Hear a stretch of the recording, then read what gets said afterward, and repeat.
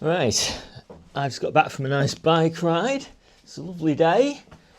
I'm going to talk about what I'm sowing and growing in March, and God, there's a lot going on in March, growing wise and sowing wise. I've got sort of surrounded here with a few of my seedlings from the conservatory and inside the house, because it's still really cold in here. I mean, this morning I've got my long trousers on because I was cycling. It was about, I think, -3 wind chill, something like that. There was a light frost last night, so it's still pretty cold.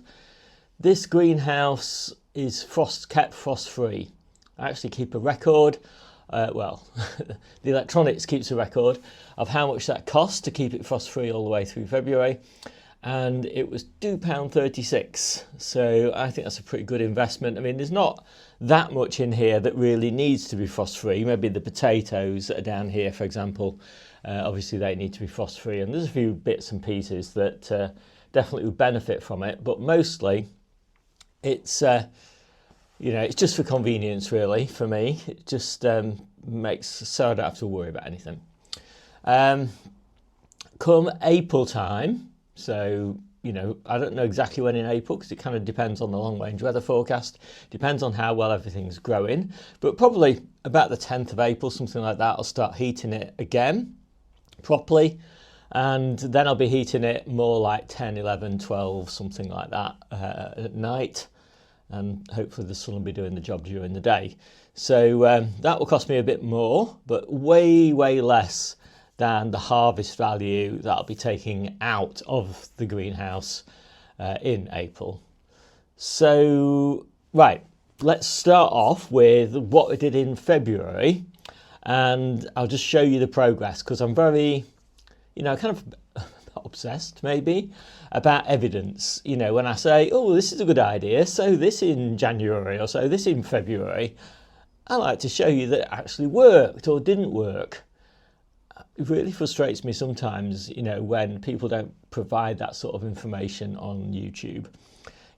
Just extolling the virtues of sowing things that often I think are just nonsense to be sowing at a particular time of year. So here's my evidence. First up, cucumbers. Here's my little cucumbers. Actually, what I'll do first is I'll just scroll through the whole list of everything that I did in February, just so you can get like the overview of everything that was sort of going on, and I'll go through the details and show you particular things. I've got my laptop here actually hidden away behind these peppers as well, so that's what I'm looking at when I'm looking down. Right.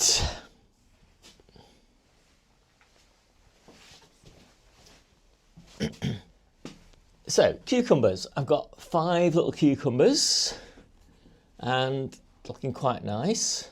I should think they're about 2 weeks away from being planted now. Cucumbers are pretty fast growing. They're in the conservatory.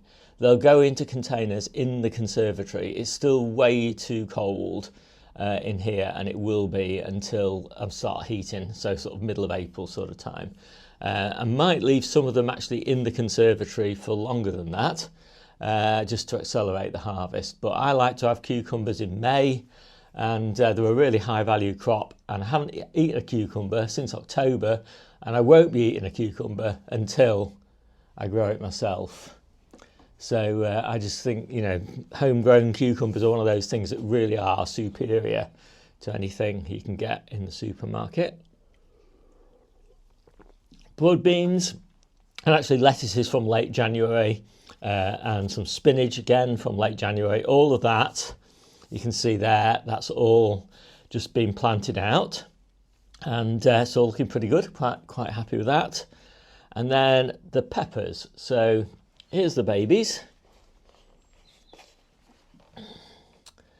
These are my main crop peppers, sowed those 4th of February. And it always takes a while for my peppers to get going because I don't have a propagator or heat mats or anything like that. But they're perfectly fine. That's exactly the kind of size I want them to be, because I'm not planting them out until, late May, really. Probably, maybe even a little bit later than late May. It does sort of depend again on the long range forecast. But they're all really nice. They're just starting to show the first true leaves. That's exactly, as I say, where I want them to be, because peppers grow fast. Here's some peppers.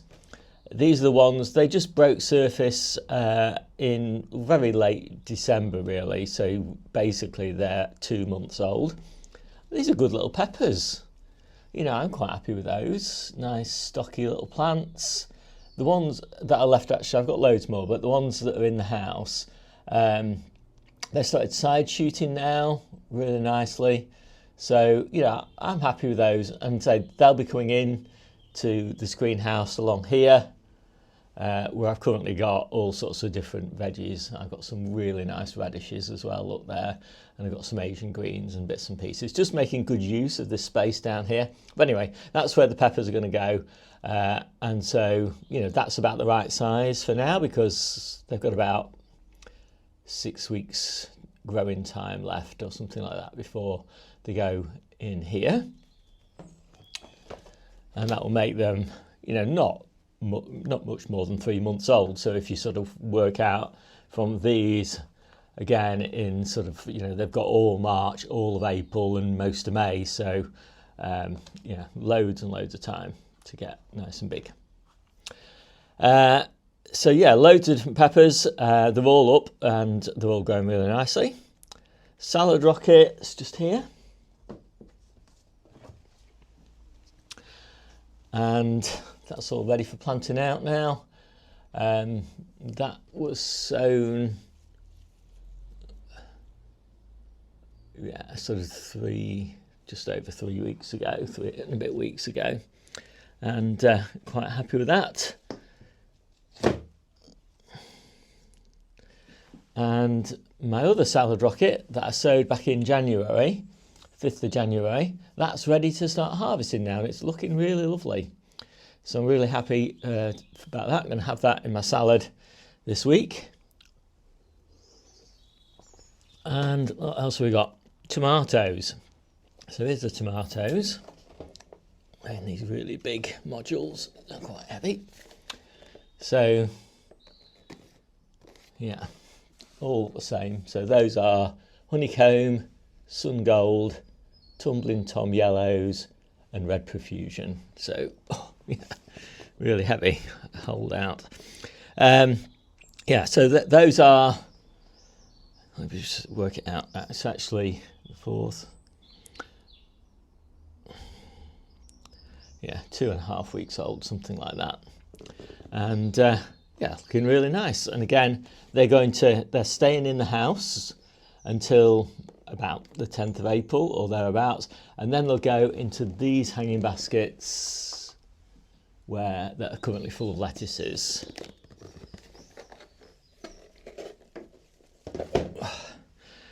Potatoes. So the potatoes I did back in January are all in here, and they're all up and they're all looking beautiful. These are the Vita Noir, the purple ones. I'm really excited for these. These are coming on really strongly. Probably the best of all of them. The Swift are looking pretty good. Charlottes have just come up. So they come in succession. In theory, I start harvesting the Charlottes first, then the Vita Noir, and then the Charlottes. And basically I've got exactly the same set there. Swifts there that are just coming up in their pots. Vita Noir that are just breaking surface. And still in the house, but, you know, growing quite nicely. Root-wise, you can see the roots, but they're just not quite broken surface yet, are the Charlottes. That's always the case. The Swift are the earliest, and Vita Noir second, Charlotte third. So it gives me this nice succession. These I'll probably start harvesting towards the end of April, and then on it goes. So, yeah, that's the potatoes, progress on the potatoes, and onions. So all of my main crop onions are up. They're all there. Germination in the main is good, about spot on basically. Germinated those in the house at about 18 degrees, and pretty much as soon as they've germinated, I'm seeing strong germination, then I'll bring them in here. And so it's frost free in here. You know, there's no risk to the onions. They can take the odd frost as well, but they won't get it. may get a frost, occasionally a frost when they're planted out in April, but it's generally pretty mild. And also my shallots, my Zebrun shallots and Alista are up there. And also I did put on some, what were they? I can't even find them on this list now. It doesn't really matter. I'll put an overlay up to show what they are. And not many of them are broken surface. So these are home saved sets effectively.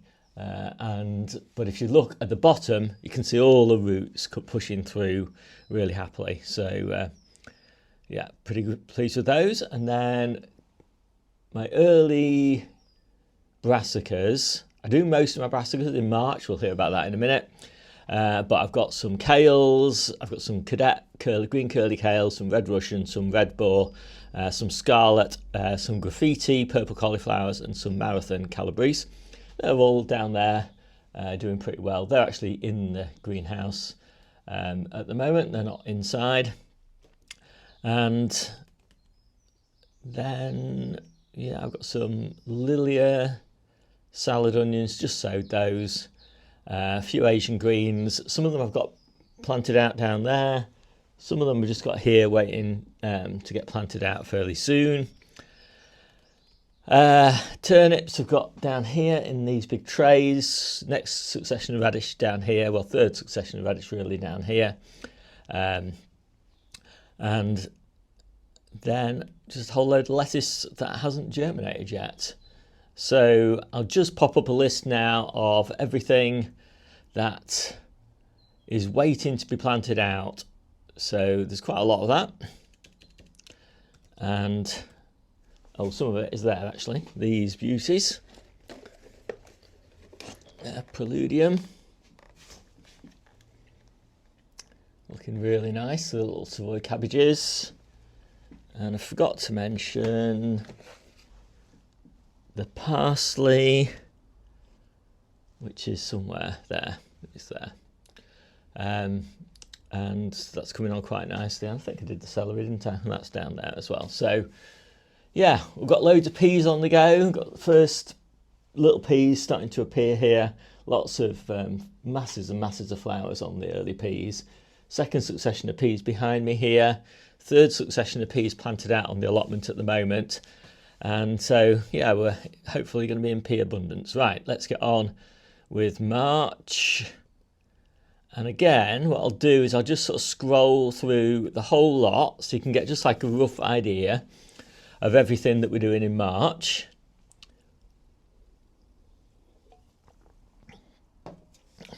I'm quite reliant on a lot of space being created in this greenhouse towards the end of March. So some of it has to be when the greenhouse is warm, some of it doesn't, some of it's just down to space. But yeah, loads and loads of things on here which really need warmth. And so I've got quite a lot of stuff that's going to move out of here in April. So I've got a peach tree, I've got an apricot tree, I've got these two successions of peas. All of those will be out in April, and in the polytunnel a lot of stuff in there will be out in April as well. We've got loads and loads of containers of baby leaf beet leaves, loads of containers of beetroot, broad beans, which are in flower actually at the moment, just coming into flower, and peas and things like that. So yeah, and carrots and stuff. So lots of stuff emptying out of the polytunnel to make space for all this warm loving stuff to go in. Right, let's get going. So first up, the leeks. Second succession of the leeks. These are the autumn leeks. The summer leeks are, I don't know, they're somewhere up there. They're looking quite nice. Next batch of the cucumbers. These will definitely go in here. As I say, these cucumbers will maybe stay in the conservatory. Maybe some of them will come in here. I'm not sure. Maybe just playing around with some of these dates for cucumbers. See what I can do to get a slightly earlier crop.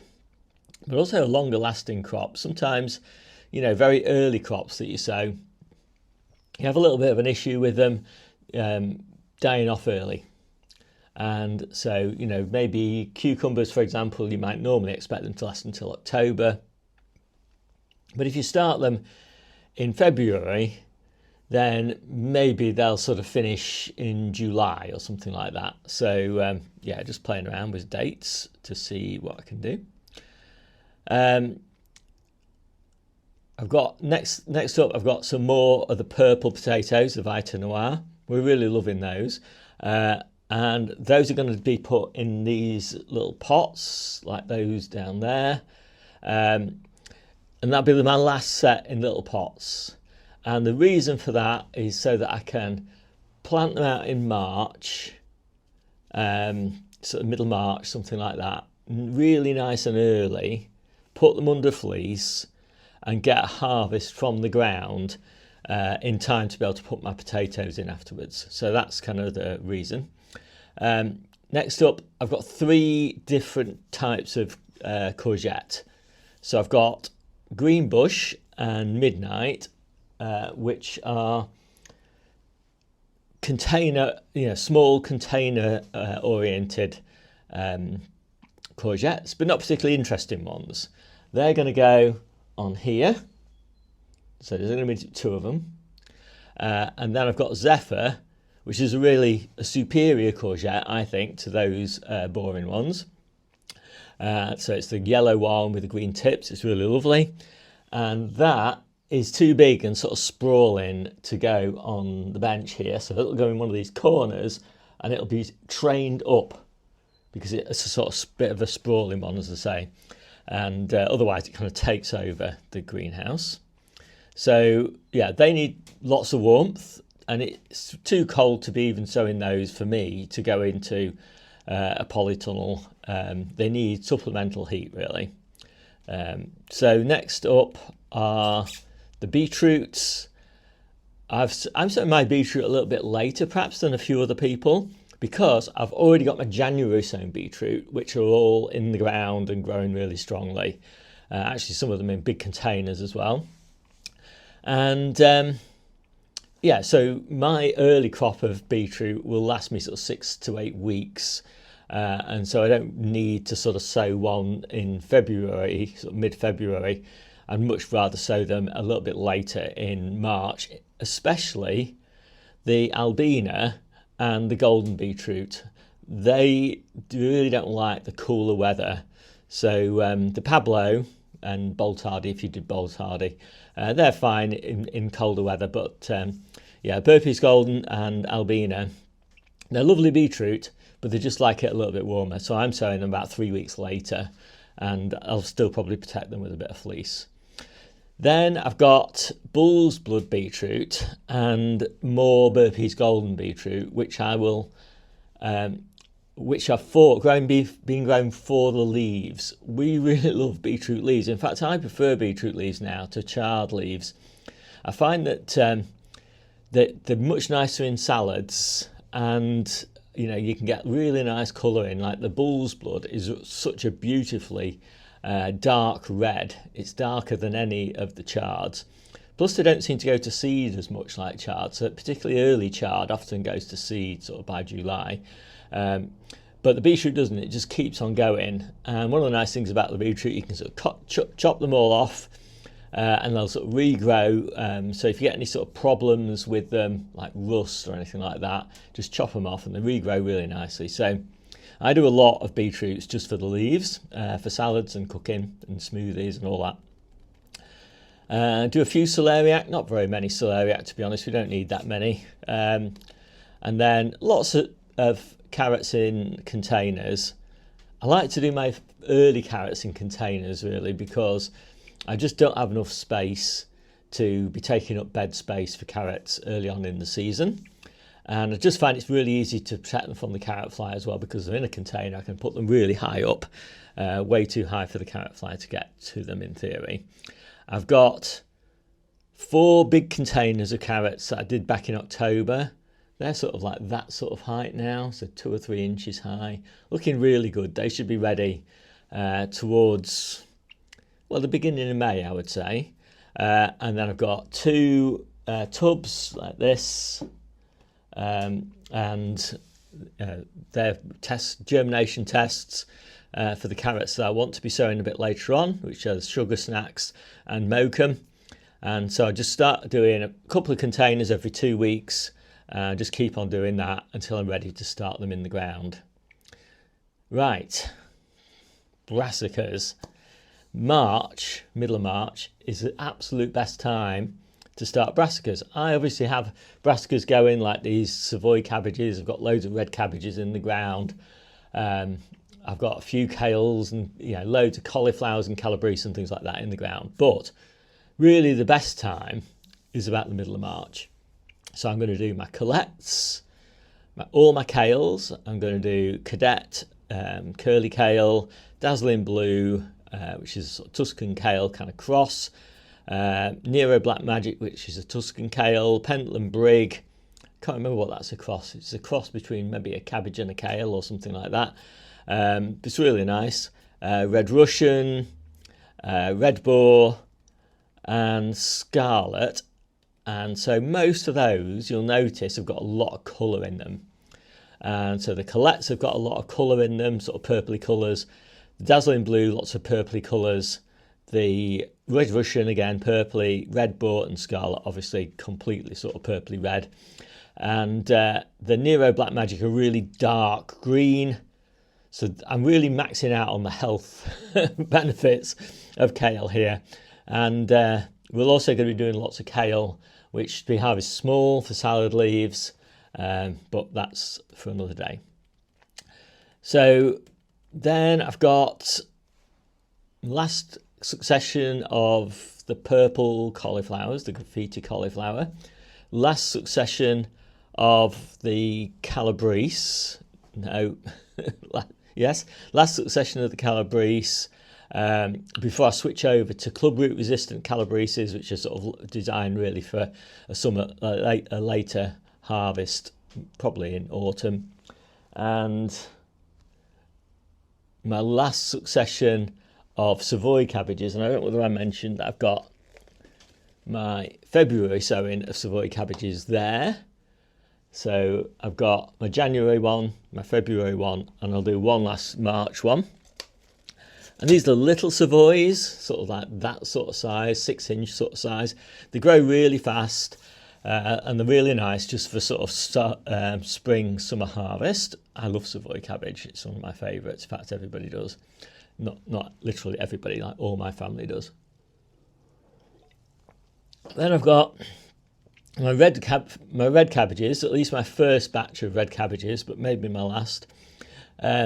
Because red cabbage is in the ground for such a long time, I'm only doing the club root resistant ones because we've got quite a lot of issues with club root. So for anything that's in the ground long time, like Brussels sprouts, cabbages, late sown calabrese, late sown cauliflowers, all of those only do club root varieties, club root resistant varieties. And so I've got a lot of tomatoes here.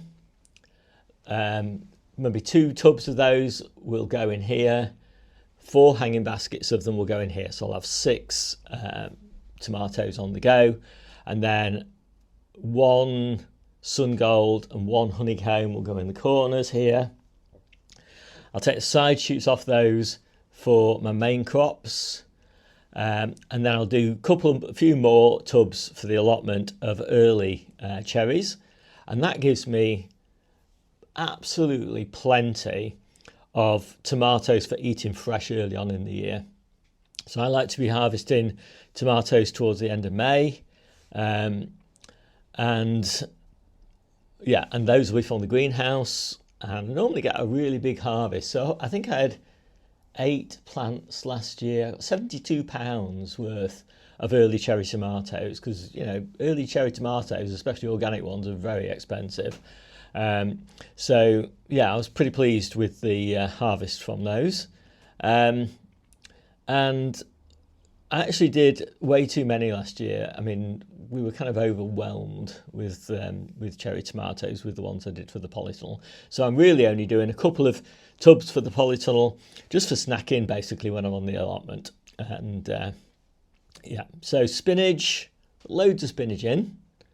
And somebody asked me actually, they were saying, how much spinach do you need? Like, you know, like we need a lot of spinach. We're feeding 10 people. Everybody likes spinach. It's super healthy. We have a lot of it in salads. Lots of it gets used in cooking and smoothies and things. You know, you look at how much 10 people need. It's a lot of food. So I have to grow pretty intensively because we've only got an ordinary size allotment and a little tiny allotment and this little tiny kitchen garden, which obviously by some people's standards is a huge amount, but you divide that up by 10 people and it's not very much. Parsley is coming on quite nicely, so I don't think I'll need another batch. I've got another batch in here just in case. And then I've got another batch of Tokyo cross turnips and another batch of cherry bell. They'll just go under fleece, probably in the kitchen garden here, where there's less of a slug problem than there is on the allotments. And then ochre is not being sown, it's just a tuber, but I'll start potting my ochre tubers up about the middle of March into compost. And they're quite tender ochre, so probably put those out sort of middle to the end of May. Tortandine, start taking a few Tortandine cuttings. Tortandine's a perennial kale. I've got one plant. I've already taken a few cuttings actually, they're looking okay. But I'll take another batch of cuttings off those to sort of replenish my stocks because I lost most of my Tortandine to that very cold snap that we had. So it is perennial, but it's not completely sort of bulletproof to really cold, windy weather. Salad rocket, got a lot, not salad rocket, salad onions, got a lot of salad onions up there, lots in the ground. Just start doing some more. So I'm doing ramrod and then some more lettuces. And lettuce choice this year for the kitchen garden, lots of really decorative lettuces because I don't really have space to grow flowers, so I like to use things like nice creative planting plans with nice interplants and lots of different colours of nice shaped lettuces. And I find that the prettiest lettuces are the Salanovas. And also I'm very busy in May and early June, and so I like to just harvest my lettuces just by chopping them off and harvesting the whole heads. And so that Salanova lettuces are really good for that. But I will grow some of the old favourites like Riccia, Canasta, Navara, things like that, which are sort of harvested one leaf at a time. You get a nice continuous harvest from those, so it sort of helps you avoid sort of peaks and troughs or gluts. And then first batch of Brussels towards the end of March. And sort of one of the reasons for that is I had a lot of problems with whitefly in the kitchen garden last year. So I'm kind of going to have a clean break with no brassicas at all in the kitchen garden for sort of 4 to 6 weeks before I start them again. And almost done. Mikado spinach. I think I forgot to mention. So let me just go back for a second. Spinach, lots of spinach in the ground, but it's all varieties of spinach that are really great for spring. They tend to start to go to seed as soon as it starts warming up. Rubino, for example, is our favourite spring spinach, but it's a beautiful spinach, but it doesn't last very long once the weather warms. So we switch over to Santa Cruz, it lasts a little bit longer. So I'm doing that in the middle of March, but it'll still go to seed once the weather really warms. And Mikado lasts a little bit longer. So I'll do Mikado towards the end of March. Mikado is an Asian spinach, it likes it much warmer. So you don't really want to be planting that out until the end of April, coming into May. It's much warmer then, it loves it then, it's really prolific. But again, it'll still go to seed sometime in June. And I'm going to do my first French beans to go in one of the corners where the trees are at the moment. I'm going to do a mix of algarve, which looks a bit like a runner bean, but it's a French bean, and cobra. The nice thing about the French beans in particular is they're self-fertile, so you don't have to worry about pollinating them and all that. So, and then mokum. So that'll be my first sowing in the ground of carrots. Mokum's such a lovely carrot, so sweet and crunchy. It's really nice in salads. Yeah, so that's what I'm doing in the ground, and I'll just have that one sowing, about 300 carrots or something like that, and that'll last me all the way through sort of mid to late summer and autumn, and then I'll switch over to my Eskimo carrots, which I won't be sowing for a while, and that is it. So there's so much going on there, isn't there? And it's hard to keep track of, but the database that I've just gone through with loads more detail than I've talked about here is available, and there's a link to it in the description down below. And also I've got a weekly newsletter, which I highly recommend. I've got thousands and thousands of people subscribed to that now. And I really enjoy writing it. And it's, as I say, comes out every week. And it gives you just that sort of weekly tempo as to what I'm doing and what I'm recommending, which is all sometimes slightly different. Because obviously not everybody has a heated greenhouse, for example. So you can sort of, you've got to adjust your expectations, but it's really nice to have it, I think, on that weekly tempo, so you can see what I'm sowing, what I'm pricking out, what I'm potting on, what I'm planting, what I'm harvesting, and I've added a little bit of extra sort of colour to that now. So, for example, when I get my first flowers, so when I get the first flowers on the peas, when I get the first flowers, on the broad beans, when I get the first flowers on the apricots, all that, and then the strawberries. So I've got loads of flowers on my strawberries now, and so that you can kind of see the timings from first flower to first harvest. And obviously also in my newsletter I've got all the first harvests for that week and then the last harvest for that week, and you can link from there to all the data. So you want to look at all the first harvest dates for the whole year, or all the last harvest dates for the whole year. All that information is available with a click away in the newsletter, and everything that I do is free. Yeah, don't have to worry about that. So, my name's Steve. I'll see you soon. Happy gardening.